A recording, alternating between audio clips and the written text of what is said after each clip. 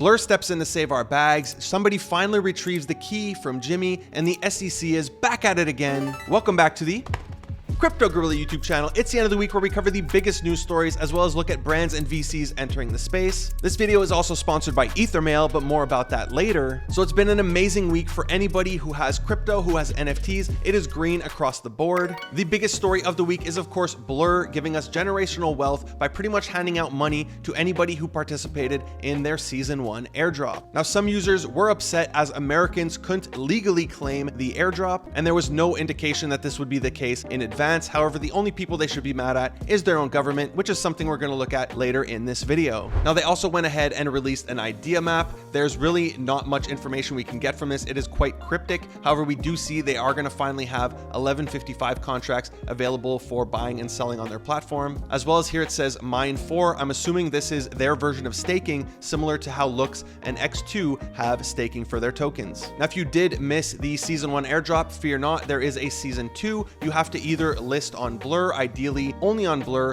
that way you increase your loyalty, and the other way is by participating in bidding. However, it is very easy to get wrecked on bidding. You could see most charts right now have this pump and dump pattern with a ton of volume. This one, for example, is Moonbirds. Same thing if we check Cool Cats, it's going to be the same patterns across the board, and all of these sales, you could tell these are bids because the symbol here is WETH, and how far do we have to scroll to find a real sale, somebody buying off the floor? It is quite a while. I'm going to keep scrolling here. Hopefully we find, here we go. This is a regular sale, somebody buying off the floor for ETH. So you definitely need to watch out. You can get absolutely wrecked. People can mass accept bids. So if somebody has 150 NFTs from one collection, they can accept 150 in one shot. So please do be careful and don't lose a ton of money chasing the next airdrop. Now, Blur also declared war against OpenSea with their new royalties update for creators, allowing them to enforce royalties on Blur as long as they block OpenSea. We still haven't seen a response from OpenSea. Hopefully they come out with a token of their own, and that would be gen wealth for a ton of people in the NFT space if it's based on our OpenSea trading history. Continuing the gen wealth train, Collab Land also announces their very own governance token that will be claimable to over 2 million users on February 23rd. This will include holders from the top 100 Discord communities, for which the snapshot was already taken on February 14th, so don't go and buy one of these thinking it's going to get you an airdrop. If you want to check if you're eligible, I'm going to leave this list in the description down below, and it is worth noting that they mentioned on their Twitter there is no wallet signing, so if you get a message that says, hey, you have to sign your wallet to get your drop, it is a scam. Don't believe any tweet or DM telling you that. It is a no sign claim. But before that, why are you still reading boring Discord announcements when you could be earning rewards by, say,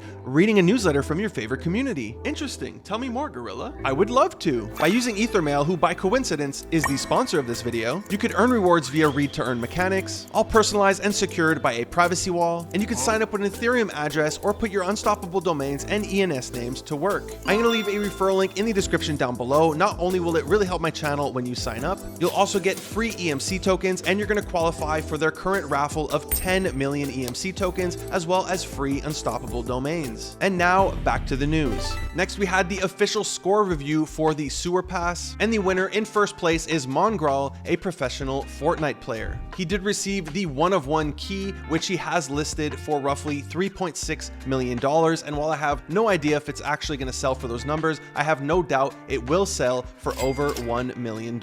Along with that, every single Sewer Pass had a rank paired with it based on the score they had in Dookie Dash, unless they didn't play or they cheated, in which case it has an NA. Passes with NA will still have a second chance at the summoning during the Lick the Toad event starting on February 22nd. Continuing in NFT news, GQ is dropping their second NFT. The first one is already available on OpenSea, and it does get you guaranteed whitelist for their upcoming collection. Some of the features available to NFT holders are access to in real life events, special merchandise, a GQ mystery box, a free subscription to GQ magazine, among others. Next, Shibuya, a decentralized storytelling production company, has produced the official music video for Linkin Park in a song called Lost, which does have Chester's voice in it, which was a pleasant surprise as I was a very big Linkin Park fan when I was young. The video also includes characters from Shibuya's NFTs featured throughout the video. Continuing in music NFT news, OpenSea has halted trading on Rihanna's music NFT. While it isn't clear if this was just auto-flagged by accident by an AI or if it was done on purpose due to the fact that the NFTs redistribute royalties based on streams of one of Rihanna's popular songs, buyers were definitely upset, as since I covered it in my last news video where the NFTs were at 0.16 ETH, the NFTs did pump to above 1 Ethereum. It is also worth noting this isn't the first time an NFT collection redistributes music royalties, as there is a popular platform that already does this called Royal.io. In gaming news, we have Square Enix finally announcing their choice to move to Polygon for their upcoming game Symbiogenesis, which was originally supposed to be on Ethereum. The game producer said they chose Polygon due to its fast transaction speed, low transaction cost, and user-friendly experience, which is another win for Polygon as they added to a long list of brands who have chosen them. Now it's time for some bearish news as the SEC does their best effort to hold America back, all while filling their own pockets by going after a stablecoin, in this case a company called Paxos, who is the issuer of BUSD, the stablecoin for Binance. Now CZ did take to Twitter to explain the situation and to ensure that funds are still seifu. However, this does have many people, including myself, wondering, is the SEC going to go after USDC next? And it is quite astounding that the people responsible for setting up regulation are purposefully not setting up rules because it's just too early to understand this stuff and make rules. However, they're free to go around and fine companies. For example, we saw them fine Kraken last week for $30 million for rules that didn't even exist. So if you're wondering why Blur didn't allow Americans to claim their airdrop, this is exactly why.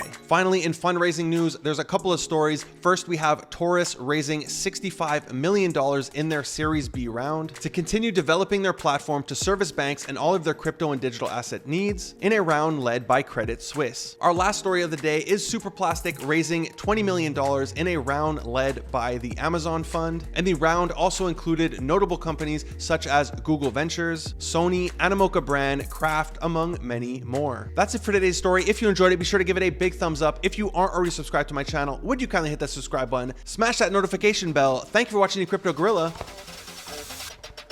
Peace.